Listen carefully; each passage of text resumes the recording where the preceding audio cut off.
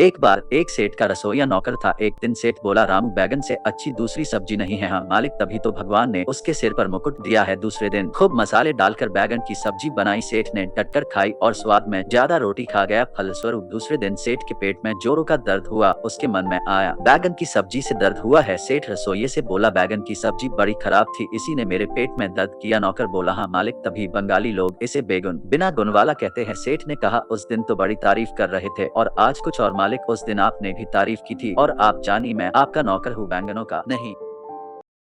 एक किसान था जिसके पास 6 गधे थे। वो उन गधों पर अपनी फसल लांद कर मंडी में बेचा करता। एक दिन वो फसल उन पर लांद कर बाजार की और चल दिया। मंडी में फसल बेचकर वो घर की और वापस लौटा। वो खुद एक गधे के ऊपर बैठ गया और पांचों को हाँक के आगे बढ़ रहा था। उसने रास्ते में सोचा, क्यों ना गधों को गिन लिया जाए, वैसे भी मेरी बीवी मुझे भुलक कर कहती है। उसने गिनना शुरू किया, 1 2 3 4 5, अरे ये तो 5 गधे हैं। उसने दोबारा गिना, फिर 5, अरे छठा कहा गया। जिस पर वे बैठा था उसे गिनना भूल गया। परेशान होकर वो घर की और चल दिया आगे। उसकी पत्नी खड़ी थी। उसने किसान को देखकर समझ गई, कुछ भूल गए, क्या हुआ, परेशान क्यों हो? किसान बोला, आज नुकसान हो गया, मैं घर से 6 गधे ले गया था, एक गधा खो गया। पत्नी गुस्से से चिल्लाई, तुम्हारा कुछ नहीं हो सका, अरे छठे गधे पर तुम खुद बैठे हो। वो अचंभे में अपनी पत्नी को देखता रहा। जल्दीबाजी और घबराहट में काम बिगड़ जाता है।